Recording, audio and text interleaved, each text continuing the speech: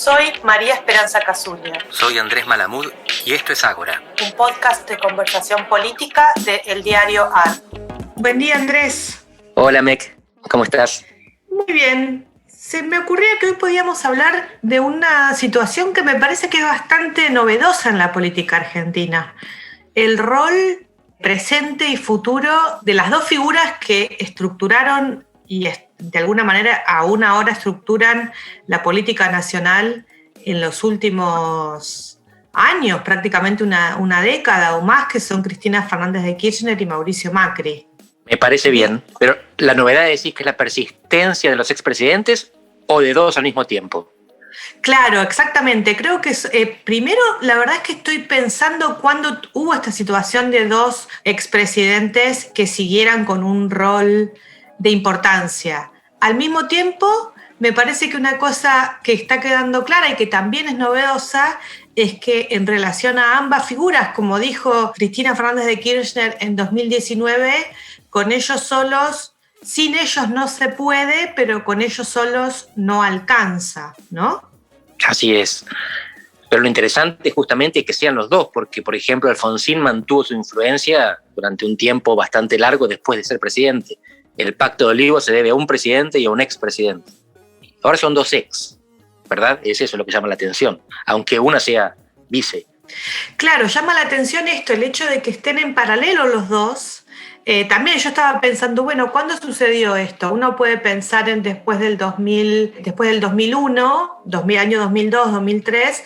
Es cierto que Menem aparecía como una figura que podía llegar a tener un impacto. Sin embargo, de hecho, en el 2003 quedó primero, siempre hay que recordar eso, que quien sale primero en las elecciones de primera ronda del 2003 fue Carlos Menem. Pero una vez que renuncia a presentarse en la segunda ronda, esa influencia desaparece y por otro lado, enfrente de él no aparece una figura capaz de estar en espejo.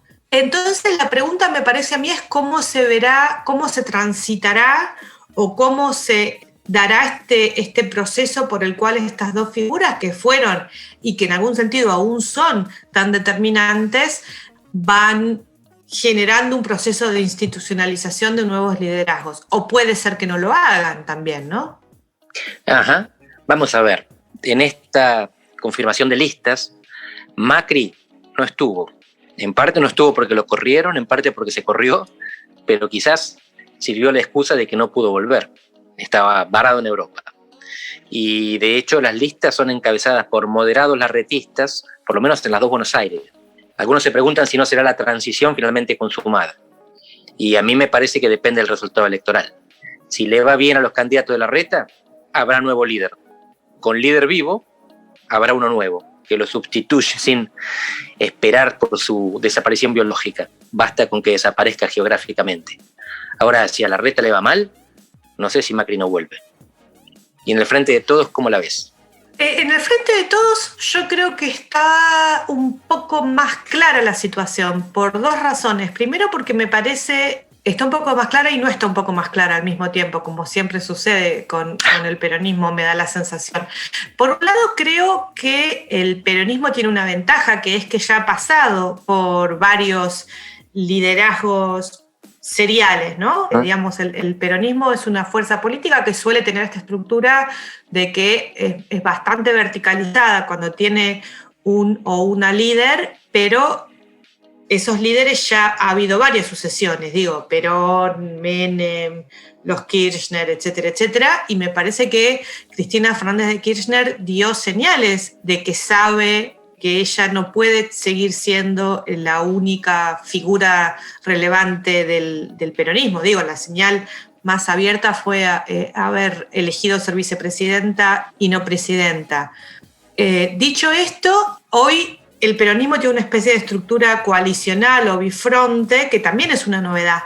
El hecho de que las decisiones parecen tomarse de manera colegiada, que todo se tiene que negociar entre los tres socios de la coalición, el kirchnerismo más puro, Massa y algo que podemos denominar como albertismo. Pero sinceramente en este sentido para mí es una incógnita que va a pasar de acá al 2023. Y creo que esto tiene que ver más que con el resultado de las elecciones. Yo creo que el resultado de las elecciones, estas no son tan relevantes en este sentido, sino con la performance general del gobierno, o sea, cómo llega el gobierno, digamos, los meses inmediatamente anteriores a la elección de 2023. Dicho esto, yo no creo que la candidata sea Cristina Fernández de Kirchner. Me parece que todo el mundo está casi seguro de esto. Me parece que lo más natural sería que el candidato fuera el actual presidente Alberto Fernández, pero como digo, todo el mundo se está acercando a esas circunstancias sin muchos mapas. ¿Cómo nos podemos imaginar, cómo podemos conceptualizar entonces el papel de líderes que difícilmente vuelvan a ser presidentes, pero que no se retiran? Se me ocurren dos posibilidades. Una es que sean kingmakers. Ellos no pueden ser, pero nombran al que es. Y otra es que sean agentes de veto. Quizás ellos no designen al que viene, pero son capaces de decidir quién es el que no. ¿Te parece que Macri y Cristina en este aspecto también son la versión especular? ¿O uno es más veto y el otro es más hacedor de reyes?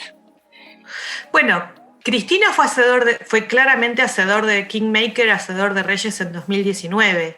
Yo me imagino que para el 2023 va a tener una figura más de poder de veto que de kingmaker. Creo que ese pasaje se está produciendo lentamente y creo que también lo hemos podido ver en la conformación de las listas. Los lugares en las cabezas de listas, también como vos decís, en las dos Buenos Aires, no son figuras que vengan del riñón del cristinismo, sino que son figuras que parece haber puesto Alberto Fernández, ¿no? Así es. Interesante esto porque lo que se puede llamar las vertientes moderadas de cada espacio son las que definieron las cabezas de lista en las dos Buenos Aires. Alberto puso a Santoro y a Tolosa Paz, y del otro lado, suponiendo que Santilli y María Eugenia son los representantes de esos espacios, habrá sido Larreta que los puso. Todavía está por verse las disputas internas porque en el gobierno en general no hay paso, con excepciones como Santa Fe, y en la oposición hay paso en todos lados. Y acá tenemos un elemento innovador porque a Macri le disputan el liderazgo no solo en su propio partido, sino naturalmente en la coalición. Pero para esto quizás tengamos que darnos otro programa. Sí, y también un dato interesante de Cambiemos es que en aquellos distritos en donde Macri, por lo que yo leo en los diarios, en aquellos distritos en los que Macri tuvo un intento de hacer una acción personal, él no necesariamente los disciplinó. Estoy pensando en el caso de Córdoba. Exactamente. Macri viajó a Córdoba y dijo, este es mi candidato, y en Córdoba en las PASO se van a enfrentar creo que 3 o 4 listas. Sí, y cruzadas. A diferencia de la provincia de Buenos Aires, donde el radicalismo se enfrenta al PRO, en Córdoba hay radicales y PRO en todas las listas, o en la mayor parte de ellas. Y esto genera alguna confusión nacional. Y fíjate, 2 hechos recientes. Martín Lustó, que declaró sentirse más cerca de Guzmán que de Duhovne, y Facundo Manes, que no habría podido distinguir muy bien entre Kicillof y Vidal. Lo que estamos viendo acá es un radicalismo que está en el medio y que está disputando la hegemonía en la oposición. Esto puede tener algún impacto en el equilibrio de las coaliciones, pero sobre todo en lo que pasa entre una y la otra para adelante, porque los halcones están quedando marginados en todos lados. No es que no van, están en las listas, pero no las encabezan. Y esto es algo que a priori yo por lo menos no me lo habría imaginado. Una elección intermedia es propicia para halcones.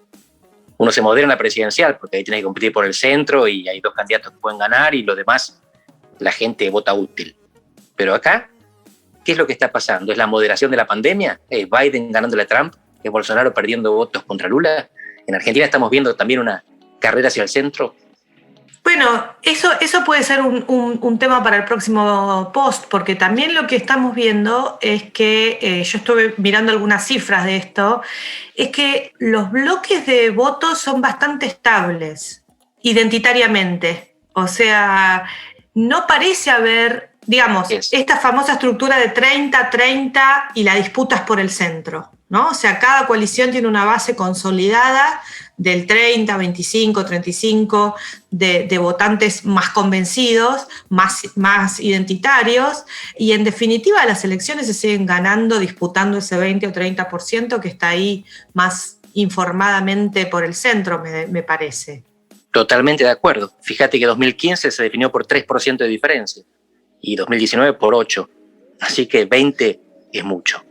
Eso me parece que con eso es una buena idea para cerrar, porque es algo que en general a nadie le gusta decir. A todo el mundo, a los diarios, a la opinión, a los analistas, les gusta pensar escenarios de elecciones dramáticas, ¿no? En donde se pierden por 10 puntos, se pierden por 20 puntos. Y es muy probable que nos estemos mudando, estemos cambiando hacia una estructura en donde las elecciones se deciden por 2 o 3 puntos. Me quedo con mucha curiosidad. Por ahora es así. Vamos a ver si la pandemia no nos sorprende. Bueno, un abrazo, Andrés. Te mando un beso. Chao, Mex.